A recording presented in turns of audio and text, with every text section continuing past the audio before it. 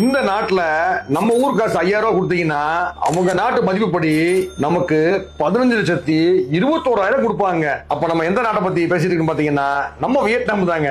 நம்ப மாட்டீங்க, நீங்க வியட்நாமுக்கு ஒரு தடவை 2 தடவை இல்லைங்க 10 தடவை போனாலும் சரி மறுபடியும் போக தோட்டுங்க. ஏன் இந்த நாட்டுக்கு திருப்பி சுற்றுலா போகணும்னு நினைச்சீங்கன்னா அந்த நாட்டு மக்களுடைய கலாச்சாரம், பண்பாடு, மொழி, உணவு. இன்னொரு முக்கியமான காரணம் என்னன்னு பாத்தீங்கன்னா நம்ம ஊர் காசுக்கு பல லட்சங்களை கொடுக்கிறது இவங்க தாங்க. இந்த வியட்நாம் பேக்கேஜ்ல நம்ம எங்கெல்லாம் போறோம் பாத்தீங்கன்னா ஹனாயில எங்க பாத்தீங்கன்னா Hanoi city tour, Hanoi train street, water puppet show, temple of லீட் நைடா cities, Trang and eco tourism. அப்ப வந்து பாத்தீங்கன்னா மிகவும் ரம்மியமான பிரமிப்பான அலாங் பே குரூஸ்ல ஒரு நைட் ஸ்டே பண்றாங்க. அப்ப வந்து பாத்தீங்கன்னா ஹனாயில இருந்து டனாங்க்கு போறாங்க.